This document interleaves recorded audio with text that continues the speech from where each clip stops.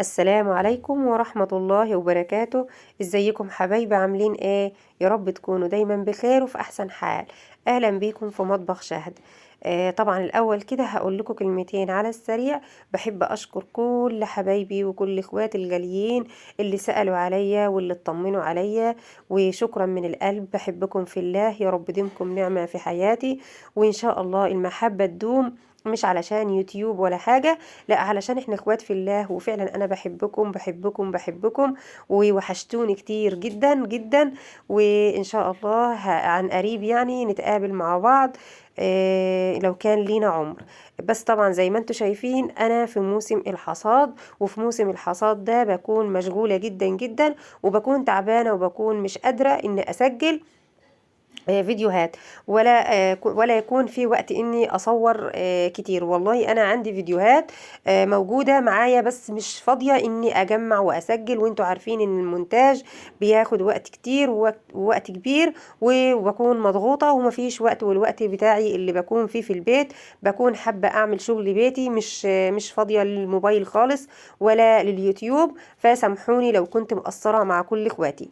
ان شاء الله نشوف بقى الفيديو بيتكلم عن ايه وبعمل فيه ايه. ولو مقصرة مع حد من حبايبي او من اخواتي فده غصب عني، اعذروني. كل سنة وانتم طيبين وبخير وصحة وسعادة رب العالمين. طبعا عملت معاكم حصاد القمح قبل كده، وحبيت اجيب لكم نبذة سريعة عن حصاد القمح اللي احنا فيه السنة دي. بس طبعا انا مختصرة الطريق علشان انا عملته بالتفصيل في فيديو قديم على القناة، والفيديو ده حلو جدا جدا جدا، وما شاء الله كان جايب مشاهدات حلوة وجميلة جدا. هنا بقى حبيت اختصر لكم واقول لكم اني مشغولة واني في حصاد القمح. وطبعا مش بيكون عندي بس، بيكون عندي وعند حماية وعند اخو حماية، علشان احنا بنساعد بعض. زي ما انتم شايفين كده احنا فردنا المفارش وحطينا عليها القمح زي ما انتم شايفين. بنشيل بقى من الارض كده ونحط على المفارش، بنعملها شونة شوية على كتفتنا كده وظهرنا، وربنا يعين الجميع ويدي الصحة للجميع يا رب. وشوية برضو بنجيب العربية والحمارة بتاعة حماية وبنشيل عليها، ولما بنريح الحمارة كده ترتاح شوية وتاكل بنبدأ ان احنا نشيل احنا، وربنا يعين الجميع يا رب. طبعا بعد ما شوناها بقى شونة كده كبيرة، جبنا بقى الجرار، اللهم بارك وربنا يصلح حاله يا رب، وربنا يبارك للجميع. بدأ الجرار ان هو يشتغل، وبدأنا ان احنا ندرس القمح او الغلة زي ما بنقول. طبعا كل بلد بقى على حسب ما هي بتقول وعلى حسب لغوتها. احنا هنا اللغوة بتاعتنا بنقول غلة بنقول قمح، عادي هما الاتنين مش فارقة. طبعا الشونة ما شاء الله بدأت انها تخلص اهيت في الدراس، وربنا يصلح حال الجميع ويدي الصحة للجميع. بدأنا بقى ان احنا ناخد القمح كده. طبعا هنا بقى بيكون فيه مساعدة وبيكون فيه شغل شغال وبيكون فيه شجاعة كده وقوة، اللي بيدي للمكنة يلقمها كده بالقمح علشان تنزل قمح كده من غير عيدان، يعني من الناحية التانية. واللي بيشيل قمح ويجيب، واللي بيقطع الحبال، علشان احنا مربطين بالمكنه، يعني ضامنين بالمكنه اللي بتربط. في مكن مش بيربط عادي مفيش اي مشكله.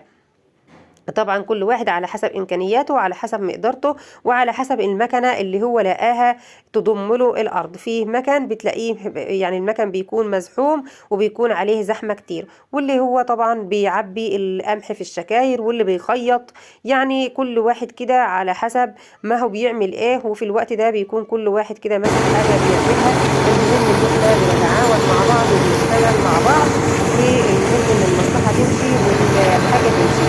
طبعا اديتكم نبذه مختصره والفيديو بس 5 دقايق مش كتير، وحبيت اسمعكم كده معايا مقطوعه من الدراس من القمح من الجرار وهو شغال، يعني علشان الناس، انا طبعا كاتبه الصوت وعشان في ناس مش عارفه شغل الجرار ازاي او بيشتغل ازاي.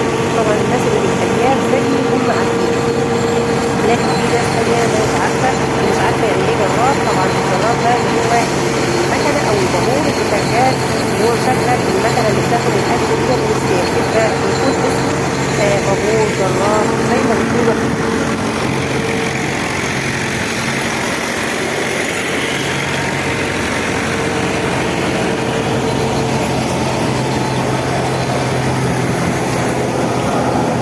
ادعوا لنا بقى ان ربنا يقوينا ويعيننا ويدينا الصحة يا رب، وربنا يبارك لكل واحد في عمله وفي شغله. طبعا انتوا عارفين ان كل واحد بيتعب بيلاقي، واللهم لك الحمد، الحمد لله رب العالمين. تعبنا وطبعا لقينا خير. طبعا الارض ديت طبعا صاحبة الارض بقى جت خدت منابها يعني، واحنا خدنا منابنا والحمد لله رب العالمين. طبعا الارض كانت شركة بينا وبين حد يعني، فجت خدت حاجتها واحنا خدنا حاجتنا والحمد لله ربنا يبارك لنا، والحمد لله على كل حال، واللهم لك الحمد. وطبعا ما تنسنيش باللايك فضلا وليس امرا، وان شاء الله اشوفكم في فيديوهات جاية كتير، وما تنسونيش بدعواتكم بالله عليكم، واسيبكم في حفظ الرحمن، والسلام عليكم ورحمة الله وبركاته.